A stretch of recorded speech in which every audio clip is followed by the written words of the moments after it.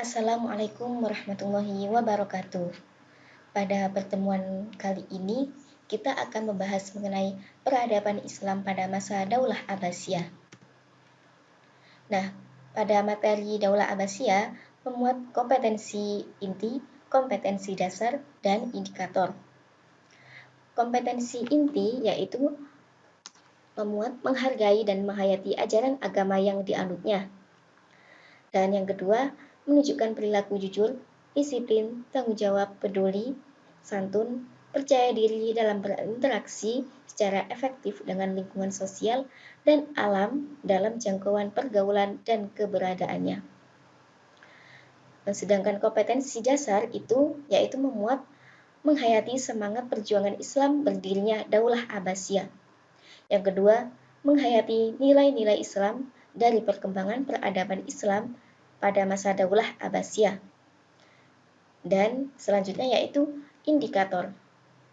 Yang pertama, menunjukkan sikap dapat mengambil keteladanan semangat perjuangan Islam dari proses berdirinya Daulah Abbasiyah, menunjukkan sikap menghayati nilai-nilai Islam dari perkembangan peradaban masa Daulah Abbasiyah, menunjukkan sikap gigih dan sabar dalam mewujudkan cita-cita, mengamalkan sikap produktif dan inovatif dalam mengembangkan ilmu pengetahuan, mengidentifikasi sejarah berdirinya Daulah Abbasiyah, menyimpulkan perkembangan peradaban Islam pada masa Daulah Abbasiyah, menyimpulkan perkembangan peradaban Islam pada masa Daulah Abbasiyah, menceritakan peristiwa penting proses berdirinya Daulah Abbasiyah. Dan yang terakhir yaitu menganalisis perkembangan peradaban Islam pada masa Daulah Abbasiyah. Yang selanjutnya yaitu tujuan dari pembelajaran SKI, yaitu pada tepatnya materi Daulah Abbasiyah. Tujuannya adalah peserta didik mampu mengetahui bagaimana sejarah keteladanan semangat perjuangan Islam dari proses berdirinya Daulah Abbasiyah. Nah, selanjutnya, pendekatan apa saja sih yang digunakan dalam pembelajaran SKI? Nah, pada pembelajaran kali ini, pendekatan yang digunakan adalah pendekatan ilmiah atau scientific approach, dan metodenya menggunakan metode ceramah. Nah, berasal dari mana sih sumber belajar pembelajaran SKI materi Daulah Abbasiyah ini? Nah, bersumber dari Sejarah Kebudayaan Islam Madrasah Tsanawiyah kelas 8 Kementerian Agama Republik Indonesia tahun 2019. Nah, kita masuk pada sejarah berdirinya Daulah Abbasiyah. Dinasti Abbasiyah merupakan belanja dinasti Umayyah yang merupakan perwakilan dari kekhalifahan Islam terbesar dan terpanjang dalam sejarah Islam klasik. Dinasti ini berpusat di Baghdad, didirikan oleh Abu al-Abbas as-Saffah, keturunan al-Abbas, paman Nabi Muhammad sejak tahun 132 Hijriah atau 750 Masehi dan berakhir pada tahun 656 Hijriah atau 1258 Masehi. Daulah Abbasiyah ini berkuasa selama 54 tahun. Nah, berdirinya dinasti Abbasiyah berawal sejak mereka mempunyai sistem internal dan performance penguasa Bani Umayyah yang berujung pada keruntuhan dinasti Umayyah di Damaskus. Maka, upaya untuk menggantikan dalam memimpin umat Islam adalah dari kalangan Bani Abbasiyah. Titik propaganda revolusi Abbasiyah ini banyak terdapat simpati masyarakat karena bernuansa keagamaan dan berjanji akan menegakkan kembali keadilan seperti yang dipraktekkan oleh Khulafaur Rasyidin. Nah, pada saat itu suasana belajar pada masa Daulah Abbasiyah itu sangat kondusif.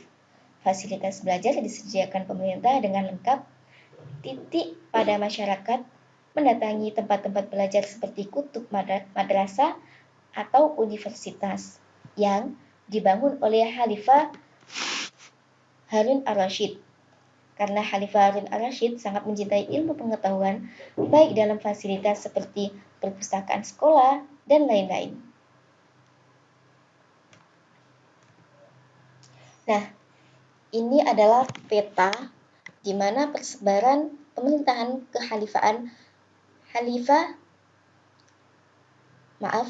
persebaran kekhalifahan Daulah Abbasiyah. Nah, pada pusat pemerintahan terdapat pada ini Bukhara seperti Bukhara, Mashhad, Baghdad, Fars, Muscat, Yerusalem, dan lain-lain. Nah, pada titik kecil itu merupakan kota penting, yaitu seperti Mosul, Aleppo, Iskandaria. Nah, itu. Lalu wilayah kekuasaannya itu pada warna abu-abu. Dan wilayah di luar kekuasaannya itu terdapat pada warna abu-abu muda. Nah, selanjutnya yaitu diambil dari mana sih nama dinasti Abbasiyah itu? Nah, itu diambil dari nama salah seorang paman Nabi yang bernama Al-Abbas ibnu Abdul Muthalib ibnu Hashim.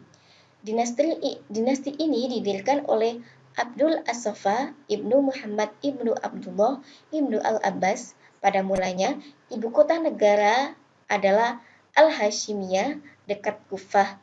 Nah, pada tahun 762 Masehi, untuk lebih memantapkan dan menjaga stabilitas negara, Abu Ja'far Al-Mansur memindahkan ibu kota ke Baghdad, dekat bekas ibu kota Persia, Ctesiphon. Dengan demikian, pusat pemerintahan dinasti Abbas berada di tengah-tengah bangsa Persia.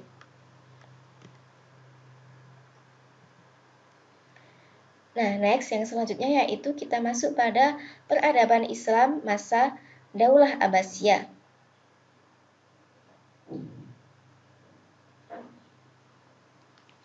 Nah, pada periode pertama ini yaitu pada tahun 750 sampai 874 Masehi. Pada periode awal ini, pemerintahan dinasti Abbasiyah masih menekankan pada kebijakan perluasan daerah titik kalau dasar-dasar pemerintahan Bani Abbasiyah ini telah diletakkan dan dibangun oleh Abu Abbas As-Sofa dan Abu Fath Ja'far Al-Mansur. Pada periode pertama ini, zaman keemasan telah dimulai pada pemerintahan Harun al-Rashid, membangun peradaban ilmu pengetahuan dengan menyediakan berbagai fasilitas pemerintahan atau pendidikan bagi masyarakat luas, mahasiswa, ulama, atau para pecinta ilmu pengetahuan. Nah, kita masuk pada periode kedua. Pada periode kedua ini yaitu pada tahun 232 Hijriah sampai dengan 334 Hijriah. Pada periode ini, kebijakan Khalifah Al-Muqtasim untuk memilih unsur Turki dalam ketentraman kekhalifahan Abbasiyah dilatar belakangi oleh adanya persaingan antara golongan Arab dan golongan Persia pada masa Al-Ma'mun dan sebelumnya. Khalifah Al-Mutawakkil merupakan awal periode ini. Adalah khalifah yang lemah. Pemberontakan masih bermunculan dalam periode ini seperti pemberontakan Zanj di dataran rendah Irak Selatan dan Karamatah yang berpusat di Bahrain. Nah, selanjutnya adalah periode ketiga, yaitu pada tahun 334 Hijriah sampai dengan 447 Hijriah. Pada periode ketiga ini, posisi Bani Abbasiyah yang berada di bawah kekuasaan Bani Buwayhi merupakan ciri utama periode ketiga ini. Jadi pada periode ketiga ini berbeda dengan periode-periode sebelumnya, yaitu dibawahi oleh Bani Buwaihi. Keadaan khalifah lebih buruk ketimbang di masa sebelumnya, lebih karena Bani Buwaihi ini menganut aliran Syiah. Akhirnya kedudukan khalifah tidak lebih sebagai pegawai yang diperintah dan diberi gaji. Yang selanjutnya yaitu periode keempat pada tahun 447 Hijriah atau 1550 Masehi sampai dengan 590 Hijriah. Periode keempat ini ditandai oleh kekuasaan Bani Saljuk dalam Daulah Abbasiyah. Titik kehadirannya atas naungan khalifah untuk melumpuhkan kekuatan Bani Buwaihi dibagi titik keadaan khalifah memang sudah membaik. Paling tidak karena kewajiban dalam bidang agama sudah kembali setelah beberapa lama dikuasai oleh orang-orang Syuriah. Next, yang selanjutnya dan ini yang terakhir adalah periode kelima, yaitu pada tahun 590 Hijriah sampai dengan 656 Hijriah. Pada periode kelima ini telah terjadi perubahan besar-besaran dalam periode ini. Pada periode ini, Khalifah Bani Abbasiyah tidak lagi berada di bawah kekuasaan suatu dinasti tertentu. Mereka merdeka dan berkuasa, tetapi hanya di Baghdad dan sekitarnya. Sempitnya wilayah kekuasaan khalifah menunjukkan kelemahan politiknya. Pada masa inilah tentara Mongol dan Tatar menghancurkan Baghdad tanpa perlawanan pada tahun 656 Hijriah, merdeka dan berkuasa, tetapi hanya di Baghdad dan sekitarnya. Sempitnya wilayah kekuasaan khalifah menunjukkan kelemahan politiknya. Pada masa inilah tentara Mongol dan Tatar menghancurkan Baghdad tanpa perlawanan, yaitu pada tahun 656 Hijriah. Cukup sampai di sini materi pada video kali ini. Kurang lebihnya saya mohon maaf. Wallahul muwaffiq ila aqwamit thoriq. Wassalamualaikum warahmatullahi wabarakatuh. Thanks for attention.